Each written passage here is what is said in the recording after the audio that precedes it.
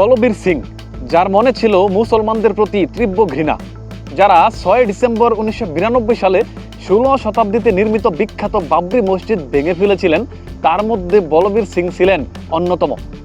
এই ব্যক্তিটি বাবরি মসজিদের কেন্দ্রীয় গম্বুজে সর্বপ্রথম পৌঁছেছিলেন। তার হাতে ছিল একটি হাতুড়ি। এমনকি মসজিদটি ভেঙে ফেলার পর মুসলমানদের প্রতি তীব্র ঘৃণা ধরে রাখতে সাথে করে একটি ইটও নিয়ে গিয়েছিলেন তিনি। মসজিদটি পুরোপুরি ভেঙে ফেলার 6 মাস পর বলবীর সিং ও তার বন্ধু যোগেন্দ্র পাল ইসলাম ধর্ম গ্রহণ করেন। সেই বলবীর সিং বর্তমানে মোহাম্মদ আমির নামে পরিচিত।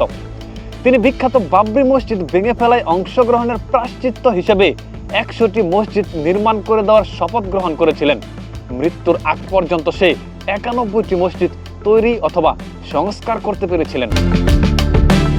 আনাদোলাকে দেওয়া এক সাক্ষাৎকারে বলবীর সিং বলেছিলেন তিনি মসজিদটি ভাঙার জন্য উৎসাহের সঙ্গে যোগ দিয়েছিলেন, কারণ সে সময় তিনি মুসলমানদের প্রতি প্রচণ্ড ঘৃণায় উন্মাদ হয়ে গিয়েছিলেন।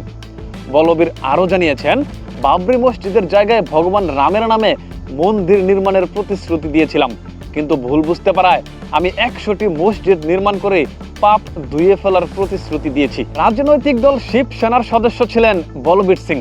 তিনি বলেছিলেন মসজিদ ভাঙার পরপরই তার মাঝে আত্ম উপলব্ধি হয়েছিল। পরবর্তীতে তার বন্ধু যোগেন্দ্র পালের সঙ্গে মাওলানা করিম সিদ্দিকের সংস্পর্শে আসেন এবং মাওলানার আচরণ ও বোঝানোর উপায় বলবীর সিংকে মুসলমানদের প্রতি দুর্বল করে তোলে। এমনকি 1993 সালের 1 জুন তিনি ইসলাম ধর্ম গ্রহণ করেন। বলবীর সিং ভারতের পানিপথের কাছাকাছি একটি ছোট্ট গ্রামে হিন্দু রাজপুত পরিবারে জন্মগ্রহণ করেছিলেন। তার বাবা ছিলেন একজন স্কুল শিক্ষক, যিনি মহাত্মা গান্ধীর অনুসারী।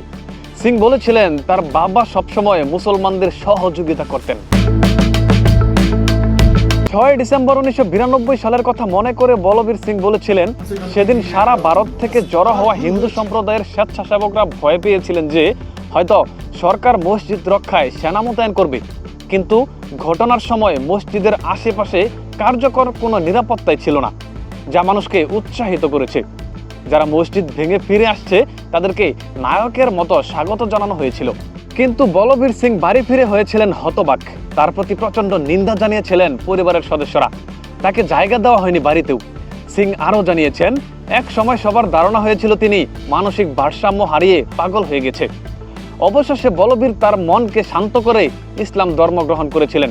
এভাবেই এক পর্যায়ে বলবীর সিং হয়ে ওঠেন মোহাম্মদ আমির। আর মাত্র 9টি মসজিদের কাজ হাতে রেখেই 2021 সালে মারা যান বলবীর থেকে বদলে যাওয়া মোহাম্মদ আমির।